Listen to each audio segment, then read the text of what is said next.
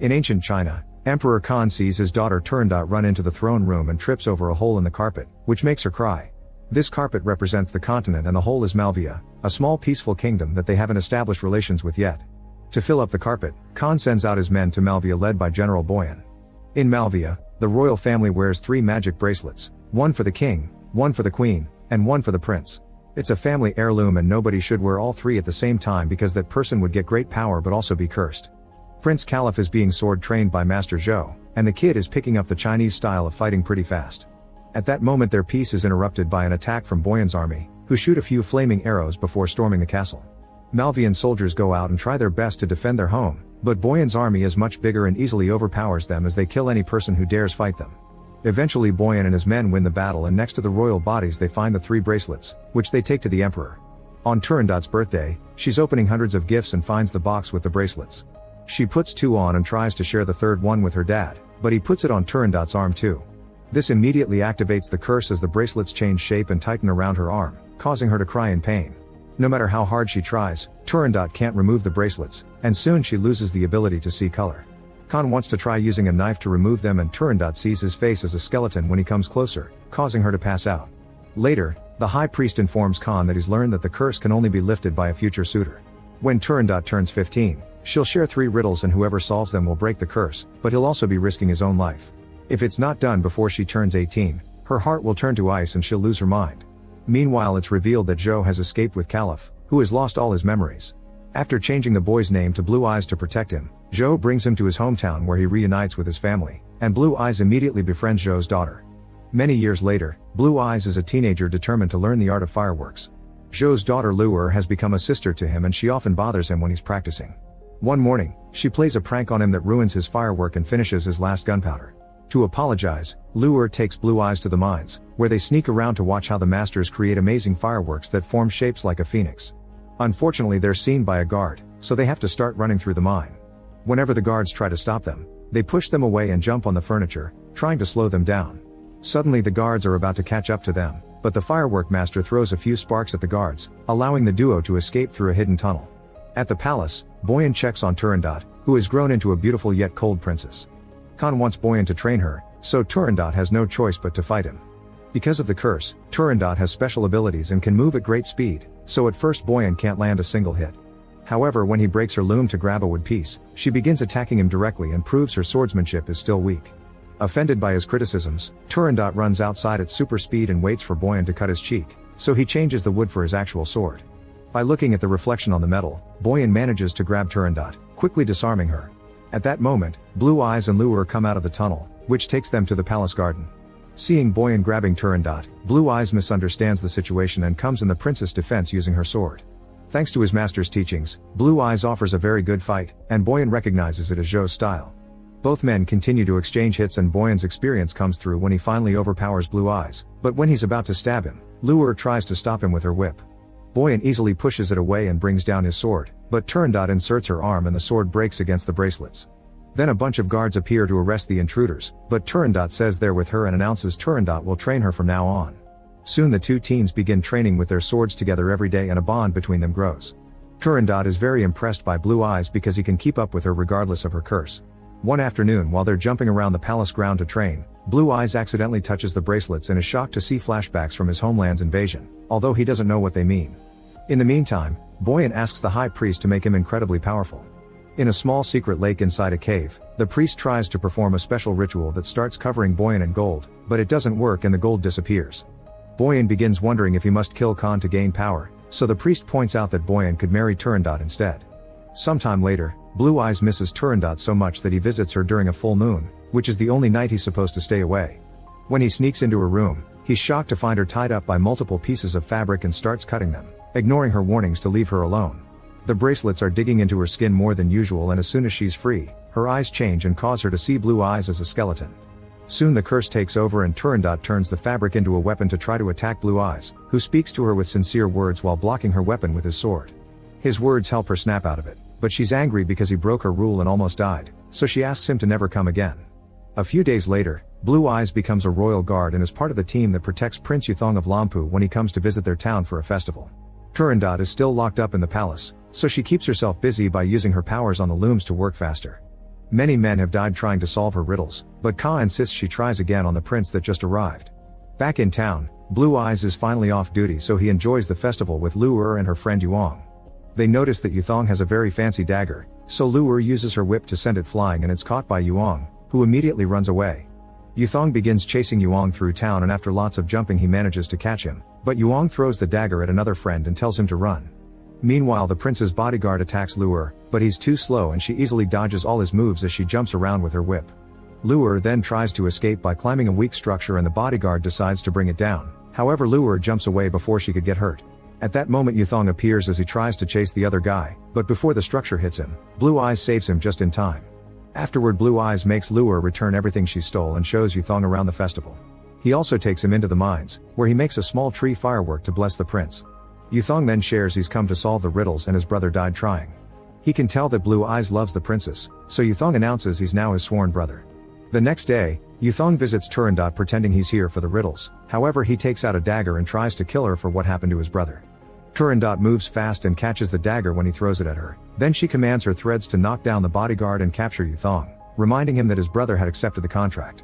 Later during a public ceremony, Khan announces he'll forgive Yuthong if he's capable of answering the riddles. Blue Eyes is working as a guard and watches the sun reflect on the bracelets, which causes him to have another flashback of the massacre full of blood, violence, and bodies. Wanting answers, Blue Eyes comes forward and asks Yuthong to let him answer the riddles. Khan wants to know why he's doing this, so Blue Eyes lies and says that as Yuthong's sword brother, it's his duty. As the crowd chants their support, Khan agrees to give him a chance and the high priest starts the ceremony, explaining that fireworks will go off if Blue Eyes gives the correct answer. If he fails, he'll be executed. Turandot comes closer and Blue Eyes admits he's doing this to save her, but she just responds with the riddle that the bracelet whispers into her mind. What is born of darkness and dies at dawn? Blue Eyes concentrates on finding the answer and has a vision of his mother guiding him through the castle. Then it changes to the day of the massacre, during which the king shows up severely wounded. The guards can't keep the invaders out, so the queen grabs all the bracelets and forces them on her husband's arm, saying there's no other choice. While the king absorbs the new power, the queen tries to fight, only to be pushed away. At that moment the curse finally takes over the king and he grabs a sword to fight, showing great power as he easily starts beating down the enemy, roaring and fighting multiple men as if it was nothing. In the present, a bell announces Blue Eyes' time is over and since he doesn't have the answer, he's taken away to be executed.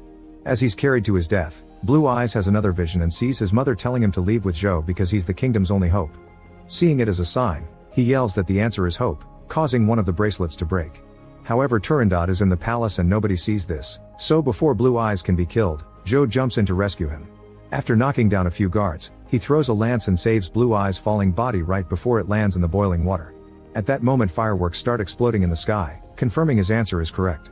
Afterward Boyan steals a piece of the broken bracelet and orders his men to not let the fireworks explode even if Blue Eyes gets another answer right. The next day under the rain, Turandot shares the second riddle. Women are beautiful for it, men are unsettled for it, yet they die together when it turns into unbreakable ice. Blue Eyes concentrates and another vision shows him that his father sees everyone as skeletons, causing him to lose control to the point he kills his own men. Zhou takes little Caliph away and the queen jumps in to protect them, only to end up killed by the king. Once again, time runs out and Blue Eyes doesn't have an answer. He's tied up to a pole and his punishment is 1,000 cuts, so while the executioner starts hurting him, the pain causes Blue Eyes to have another vision. The queen's death makes the king to snap out of it and the combo of grief and guilt causes him to break his sword and self-delete. In the present, Blue Eyes announces that the answer is blood, and another bracelet quickly breaks at the palace. The servants try to shoot a firework with an arrow, but the rain only makes it fall in a puddle. To make matters worse, Boyan's men show up to stop them from trying again. While a fight ensues in the palace, it's announced in the ceremony that Blue Eyes will be executed. Zhou suddenly yells that the rain may be interrupting the fireworks, so Boyan decides to fight him as he reveals their brothers. Yuthong, his bodyguard, Lu'er, and her friends proceed to fight the guards so Zhou can confront Boyan, using special tricks of his sword to get the upper hand. Lu'er tries to reach Blue Eyes, but there are too many guards and she's pushed off the platform. Zhou ignores Boyan and decides to join the fight against the soldiers to save Blue Eyes, however Lu'er is captured and everyone is forced to stop.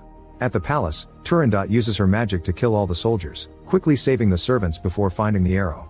At that moment, Blue Eyes insults Boyan, who throws his sword in retaliation, but the sword is stopped by magic.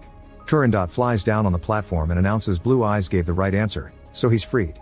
That night, Blue Eyes tells Zhou he finally remembers everything, so he agrees to leave the kingdom that killed his people. The next day, Blue Eyes and Lu'er are ready on their horses, but Zhou is late. Suddenly they're surrounded by Boyan's men, who start chasing them through an open field. Eventually Blue Eyes decides to fight, but as soon as the battle starts, Boyan's men are stopped by Turandot, who disarms all the soldiers and scares them away. Then Blue Eyes tries to escape too, but Turandot blocks his way and causes him to fall. Her servants capture Lure and surround Blue Eyes with their horses, hitting him a few times to make their point. When Turandot demands an explanation, Blue Eyes admits he regrets accepting the riddle contract and challenges her to a fight. In just a few moves, Turandot overpowers Blue Eyes and starts reciting the last riddle. It can give you freedom just as it can enslave you. You light the ice and you get more coldness in return. As Blue Eyes takes the chance to escape her grasp, Turandot begs for help, but he refuses to do it and steps forward, causing her sword to stab him in the chest. Blue Eyes whispers her name before passing out, and suddenly Turandot's arm starts hurting. It turns out her name is the answer and the bracelet breaks, making her faint too. When the servants rush to help her, Turandot wakes up and her skin loses its paleness as color finally returns to her eyes, allowing her to see the beauty of nature. Sometime later, the royal medic is taking care of Blue Eyes and explains to Khan that the boy survived because his organs are on the other side. Turandot comes to visit him and announces the next day is their wedding, but Blue Eyes tells her to learn who he really is first or he won't marry her. While Khan sends his men out to discover Blue Eyes' identity, Boyan gets a piece of every bracelet and gives to the high priest, who throws them in the small lake to start the ritual. Boyan steps into the water and the dark magic takes over his body, filling him with great power. Once the ritual is over, Boyan tests the results with his sword, but all his wounds instantly heal. Then he stabs the high priest for knowing too much. In the evening, Blue Eyes is getting drunk at a restaurant because he hates the fact he loves the daughter of the enemy. Hearing this, Lure rushes to tell Turandot the truth. Meanwhile Boyan visits Zhou to ask him about Blue Eyes. Zhou refuses to talk and a fight ensues, but no matter how many times Zhou hurts him, Boyan's wounds always heal up. Desperate to survive, Zhou escapes through the window. At the same time, the high priest arrives at the mines to beg for help. Moments later, Blue Eyes tries to enter his home only to be captured by Boyan and his men. When they're about to take him away, mysterious soldiers arrive and kill some of Boyan's men before the leader shoots an arrow at him. Boyan catches it with his hand and threatens to kill Blue Eyes, knowing the archer is Turandot. Then he reveals he found a jacket with the insignia of the Malvian royal family, which means Blue Eyes is the enemy. Turandot doesn't care and offers to accept any condition to save Blue Eyes, so Boyan asks her to marry him. The next morning, Blue Eyes is taken to see Ka, who decides to free him even if he's the enemy as thanks for saving his daughter. Blue Eyes still wants revenge, and when Boyan tries to shut him up he's interrupted by Turandot, who brings the high priest and the truth. The day Boyan's army visited Malvia, Ka's orders were to only establish peaceful relations. However Boyan thought Ka got soft and that they should be conquering more land, which his soldiers agreed with. Then he killed the envoy and made it look like Malvia did it to start a war. Back in the present, Boyan confirms the story is true and uses a piece of armor to kill the priest before calling for his soldiers, who immediately storm the palace and kill the servants. Then Boyan reveals he brought fireworks under the disguise of a wedding gift and shoots some flaming arrows at them to make them explode. However, the firework master had guessed his intentions and the fireworks form a huge dragon that attacks Boyan's army, defeating it in a matter of seconds. Seeing his soldiers go down makes Boyan mad and he fights a few royal guards, quickly killing them all.